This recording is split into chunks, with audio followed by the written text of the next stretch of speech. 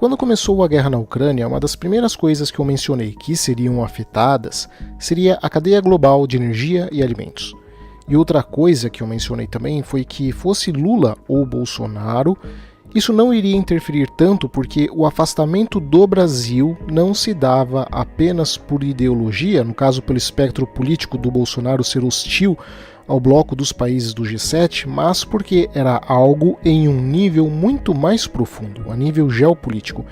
E acho que foi nisso que as lideranças europeias e americanas erraram com Lula. Eles acharam que a aproximação de Bolsonaro com Putin era apenas por uma implicância e, como sempre acontece na política, quem usa dos óculos do idealismo e não do realismo termina cego e comete erros.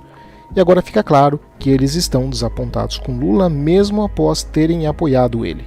E o motivo disso que são vários, mas se deve principalmente à questão alimentar, ou melhor dizendo, das commodities, que diferente do que entusiastas da tecnologia tentaram vender nos últimos 20 anos, é algo que ainda tem um peso enorme no cenário internacional e não será algo invalidado tão cedo. Aliás, a guerra na Ucrânia turbinou isso ainda mais. E agora isso é agravado pela saída da Rússia do acordo do corredor do Mar Negro. O Mar Negro é esse mar que fica aqui no sul da Ucrânia. Agora veja que a produção ucraniana, que até 2022 era um dos maiores produtores alimentares do mundo, era escoado para o mercado global por aqui, pelo porto de Odessa, Mykolaiv, Yuzhny e Chornomorsk.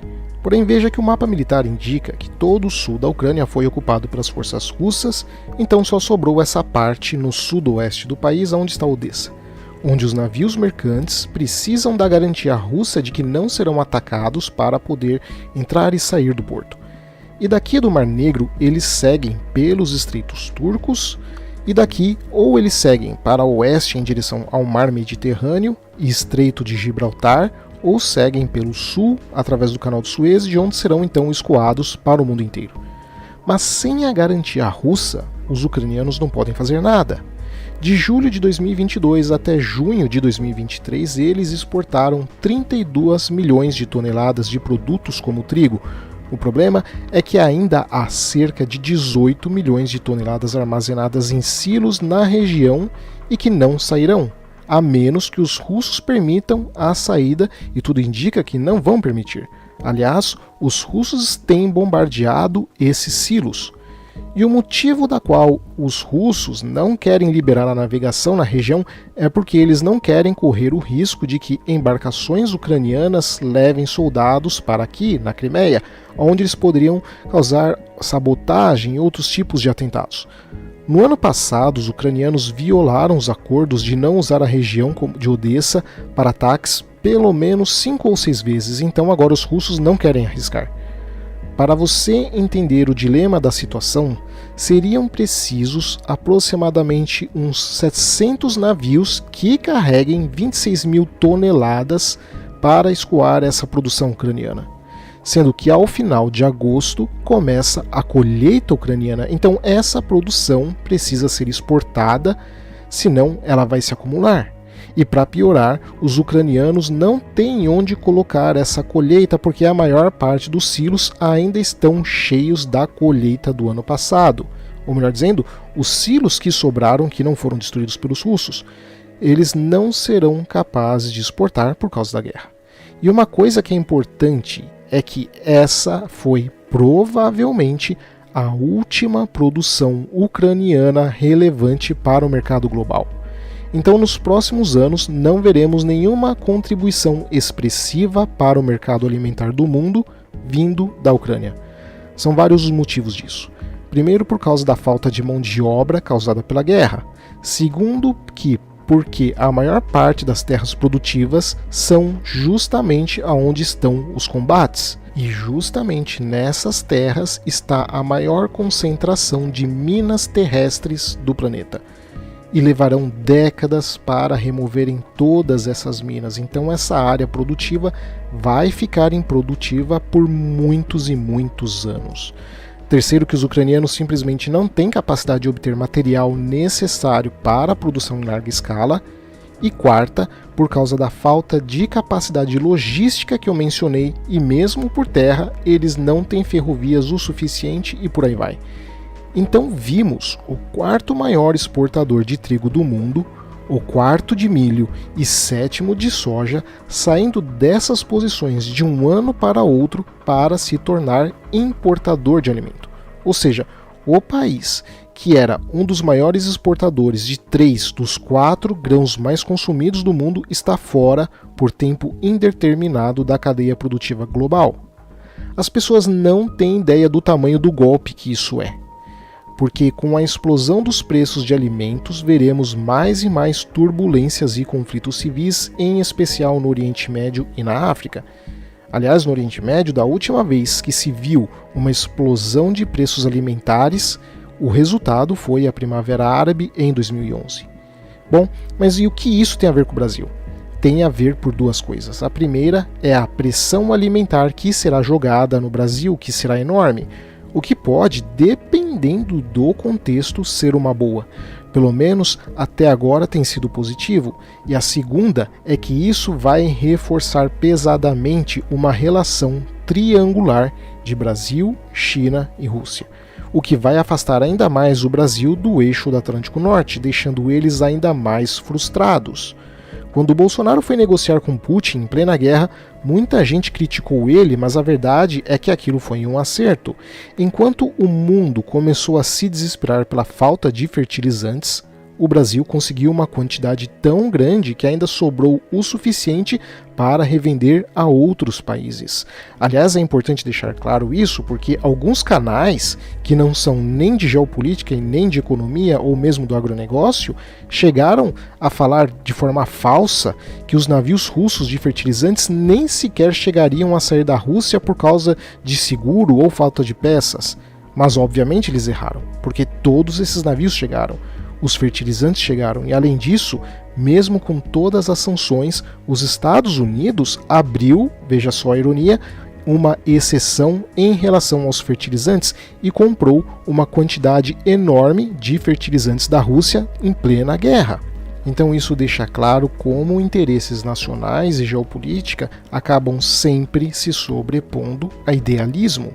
O governo Lula, nesse sentido, até tem acertado com relação ao seu posicionamento com a Rússia, porque o motivo disso se dá, como comentei em outro vídeo aqui no canal, fosse Lula ou Bolsonaro, a verdade é que a geopolítica tem empurrado o Brasil para longe do G7 e aproximado ele de outros atores, mais especificamente Rússia, China e Arábia Saudita, embora não necessariamente os BRICS, porque nossa relação com os sul-africanos e indianos ainda é ínfima.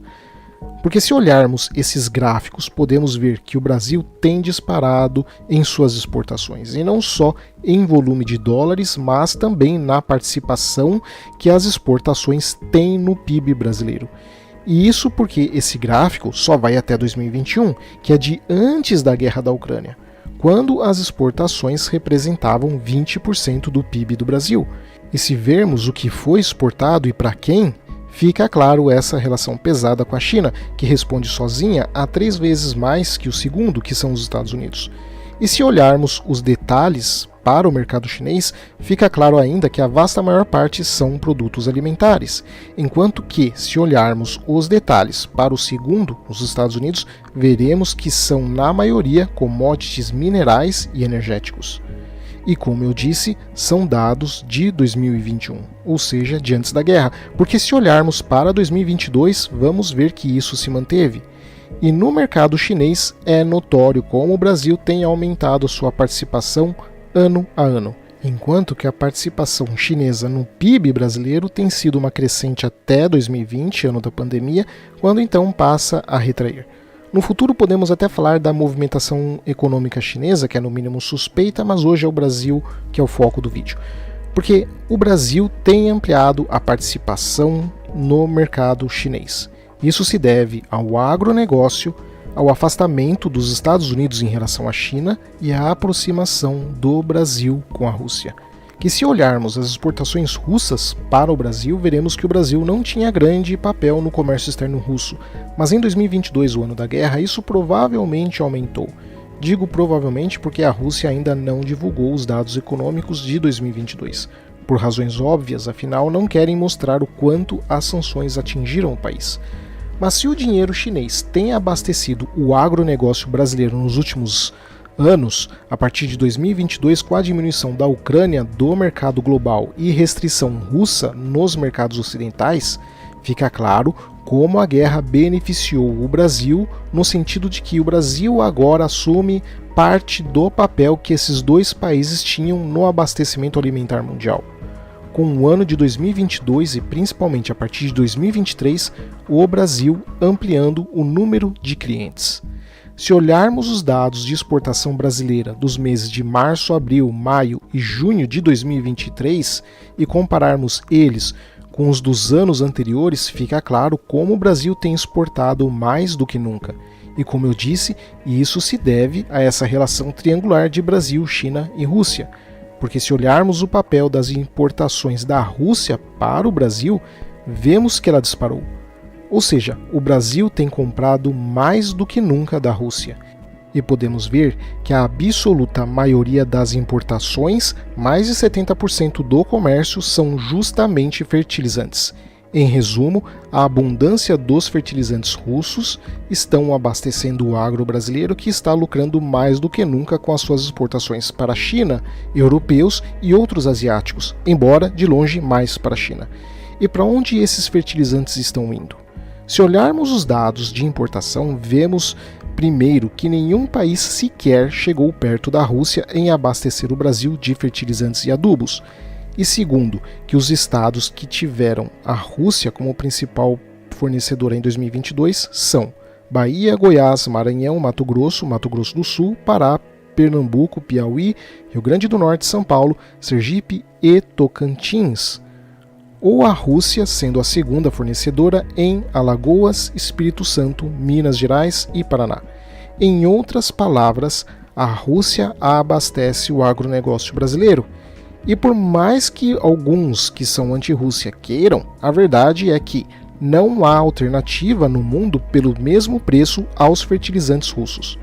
Porque uma coisa que a maioria das pessoas não entende é que, pegando essa área produtora alimentar, fazendo uma espécie de faixa que pegaria do interior do Rio Grande do Sul, subindo até Rondônia a oeste e Maranhão a leste, vamos ver que grande parte desse território seria naturalmente hostil à produção agropecuária, o que faz com que essa região precise compensar essa hostilidade com fertilizantes, e muitos fertilizantes. Na verdade, o Brasil é o segundo país que mais utiliza fertilizantes no mundo.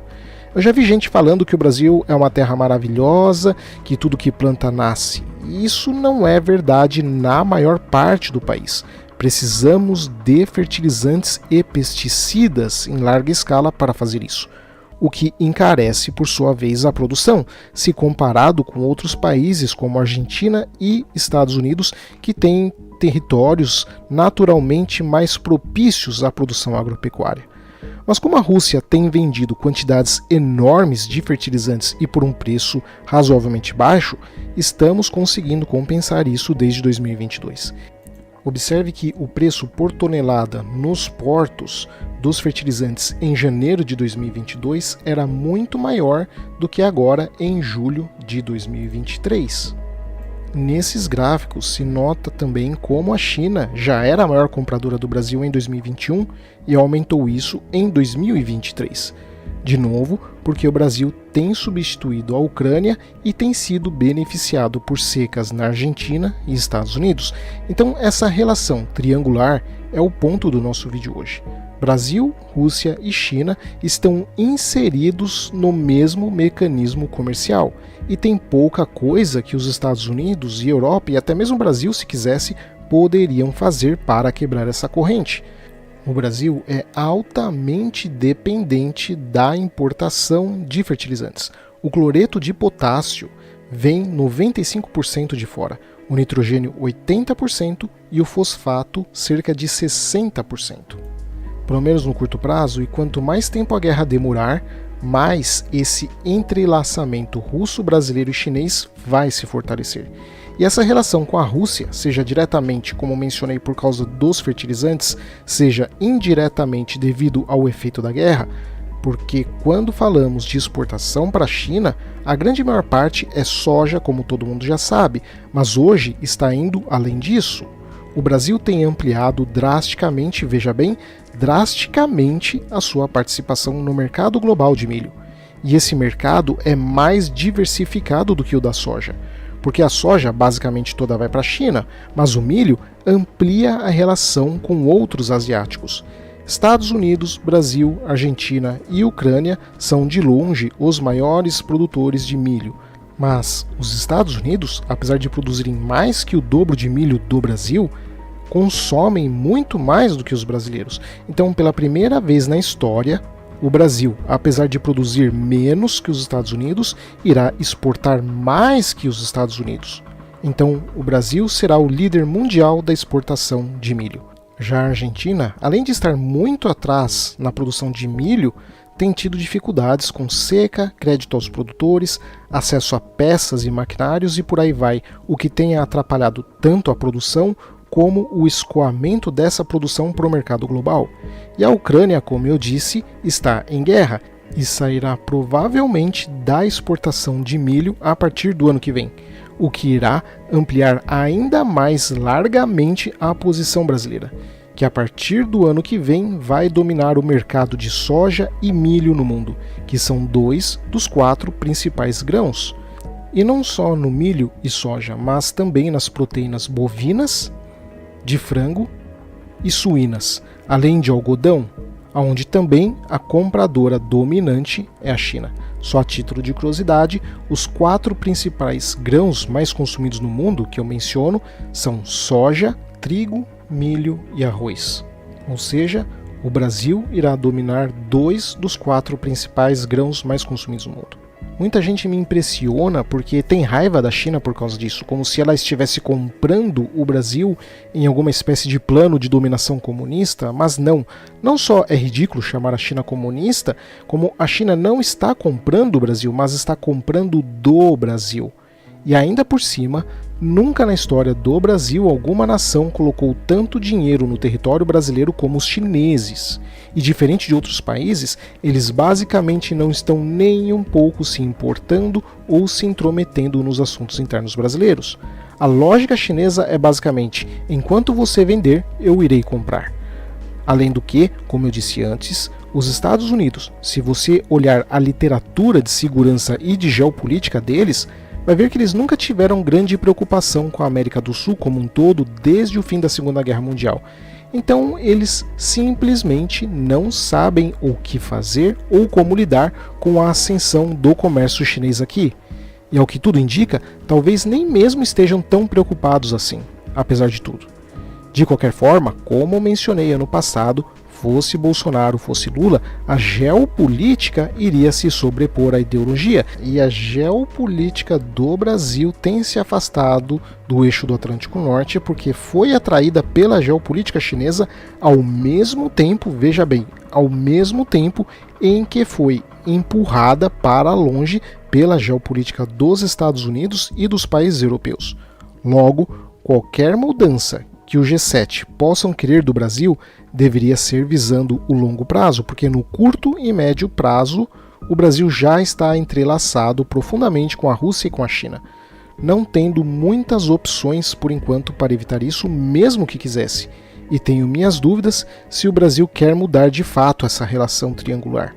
Assim, a pressão do bloco do Atlântico Norte, como não poderá atrair o Brasil, irá provavelmente pressionar o Brasil, sobretudo através de pautas ambientais e verdes que atinjam principalmente o calcanhar de Aquiles do Brasil, que é o agronegócio.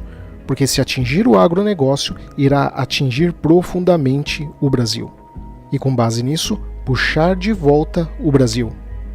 Obrigado a todos, espero que vocês tenham gostado e não se esqueçam de se inscrever no canal e compartilhar o vídeo com todo mundo que vocês conhecem.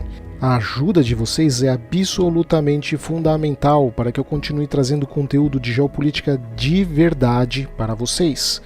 E não se esqueçam também de olhar o meu outro canal, o Horizontes Futuristas, onde eu falo de ciência, tecnologia, futurismo e ficção científica. Obrigado a todos, abraços e até o próximo vídeo.